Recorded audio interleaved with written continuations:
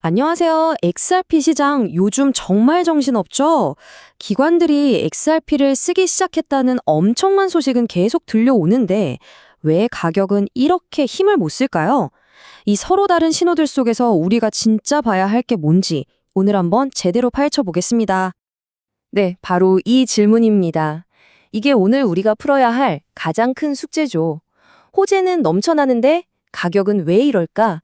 진짜 숨겨진 이야기가 뭔지 지금부터 함께 알아보시죠. 지금 XRP 시장은요, 딱 이 그림 같아요.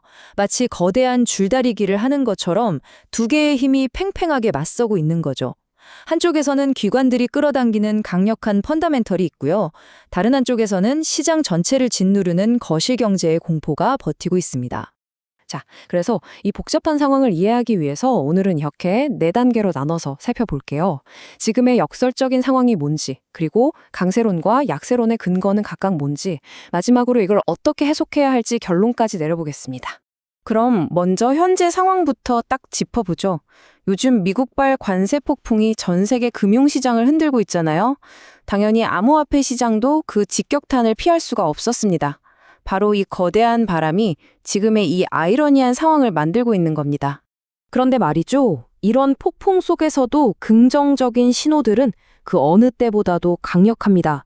지금부터 XRP의 뿌리가 얼마나 더 깊고 단단해지고 있는지 그 구체적인 증거들을 하나씩 까보겠습니다. 첫 번째 소식, 이거 정말 중요합니다. 한때는 세계은행 결제를 꽉 잡고 있는 스위프트가 리플의 경쟁자라서 결국 리플을 대체할 거라는 걱정이 많았잖아요. 근데 뚜껑을 열어보니까 완전히 반대였어요. 스위프트의 새 결제 시스템에 들어온 은행 중에 무려 30곳 이상이 이미 리플이랑 파트너를 맺은 곳들이었습니다. 이건 경쟁이 아니라 공존을 의미하는 거죠. 산탄더, HSB, JP모건, 이 이름 좀 보세요. 그냥 동네 은행이 아니잖아요. 세계 금융을 쥐락펴락하는 거물들입니다. 이 은행들이 리플과 스위프트 양쪽에 다 발을 담그고 있다는 건 그만큼 XRP의 기술이 금융 인프라 깊숙이 파고들고 있다는 명백한 증거입니다. 두 번째 소식은 더 구체적이에요. 리플이 인수한 G트레저리라는 기업 재무관리 플랫폼이 있는데요. 여기에 XRP가 기본 자산으로 딱 들어갔습니다. 이게 뭘 의미하냐면요. 이제 전 세계 수많은 기업의 재무총괄 책임자, 그러니까 CFO들이 매일 쓰는 업무 화면에서 XRP를 직접 보게 된다는 뜻입니다. 그리고 이 숫자를 보시면 그 파급력이 어느 정도인지 감이 오실 겁니다. 13조 달러. 우리나라 돈으로 계산하면 경단위가 훌쩍 넘어가요. 1경 7천조 원 정도 되네요. G트레저리가 1년 동안 처리하는 이 어마어마한 돈의 흐름에 XRP가 연결되기 시작했다는 겁니다. 이건 그냥 기술 연동이 아니라 판을 바꾸는 게임 체인저가 될 수도 있는 거죠. 세 번째는 규제 소식입니다. 4월 1일부터 미국 통화감독청 OCC의 새로운 규정이 시행되면서 리플이 사실상 미국 국립은행과 똑같은 지위를 얻게 됐어요. 그동안 발목을 잡던 불확실성이라는 안개가 싹 걷히고 이제 규제라는 고속도로가 깔린 셈입니다. 이 규제 승인으로 가장 큰 혜택을 보는 건 바로 리플의 핵심 서비스인 중운영 유동성, ODL입니다. XRP를 다리 삼아서 해외 송금을 단 몇 초 만에 끝내버리는 이 서비스가 이제 미국 정부가 공인하는 틀 안에서 합법적으로 운영된다는 거니까요. 이건 정말 엄청난 겁니다. 실제 데이터도 이걸 증명하고 있어요. 한 설문조사를 보니까 펀드 매니저들한테 비트코인이랑 이더리움 빼고 어떤 알트코인을 포트폴리오에 담고 싶냐고 물었더니 4명 중 1명이 바로 XRP를 꼽았습니다. 기관들의 돈이 어디로 가고 싶어 하는지 그 방향을 명확하게 보여주는 거죠. 자, 여기까지가 강세론의 근거들입니다. 정리해보면 SWF와의 공존, G트레저리 통합, 그리고 미국의 규제 승인까지 증거는 차고 넘칩니다.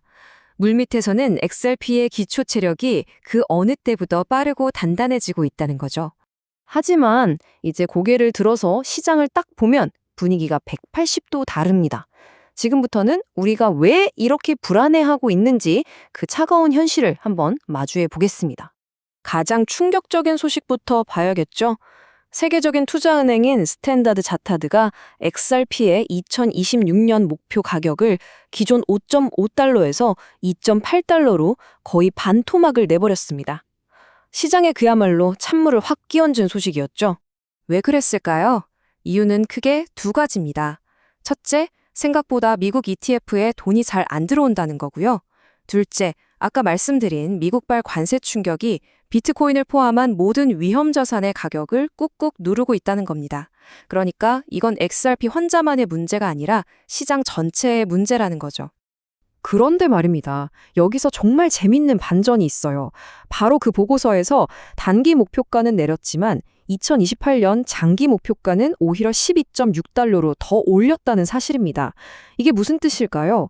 스탠다드 차타드는 지금의 어려움은 잠깐 지나가는 소나기 정도로 보고 장기적인 성장성은 여전히 아주 높게 보고 있다는 신호로 해석할 수 있습니다. 하지만 투자자들이 지금 당장 느끼는 고통은 이 숫자 하나로 다 설명됩니다. 마이너스 53%, 작년 10월 고점과 비교한 하락률입니다. 이 숫자가 지금 시장의 공포가 얼마나 큰지를 그대로 보여주고 있는 거죠. 그리고 시장 심리는 정말 최악입니다. 공포 탐욕 지수가 무려 49일 연속으로 극도의 공포 단계를 유지하고 있는데요. 이건 2022년 크립토 윈터 이후로 가장 오랫동안 공포에 떨고 있는 겁니다. 시장 전체가 얼어붙었다는 뜻이죠. 실제로 XRP만 떨어지는 건 아닙니다. 시장의 대장인 비트코인도 올해 들어 18%나 하락했죠. 물론 XRP의 하락폭이 더 크긴 하지만 이건 지금 시장이 전반적으로 위험 자산을 내다 던지는 그런 분위기 속에 있다는 걸 보여줍니다. 자, 이제 모든 퍼즐 조각이 모였습니다. 한쪽에는 강력한 펀더멘탈, 다른 한쪽에는 끔찍한 시장 심리. 이 완전히 다른 두 현실을 우리는 도대체 어떻게 받아들여야 할까요? 그 해답은 바로 시간에 있습니다.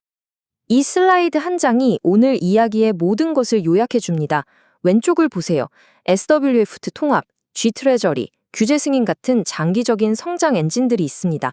반면에 오른쪽에는 관세 충격, 목표가 하향, 시장의 공포 같은 단기적인 악재들이 있죠. 지금 XRP는 바로 이 두 개의 시간, 즉 장기적인 미래와 단기적인 현실 사이에서 줄다리기를 하고 있는 겁니다. 그래서 마지막으로 여러분께 이 질문을 드리고 싶습니다. 여러분은 지금 어떤 타임라인을 보고 계시나요? 하루하루 변하는 가격과 시장의 공포에 집중하고 계신가요? 아니면 물밑에서 조용하지만 아주 확실하게 커지고 있는 이 장기적인 펀더멘털에 주목하고 계시나요? 어느 시간대를 보느냐에 따라 지금의 XRP 시장은 완전히 다르게 보일 겁니다.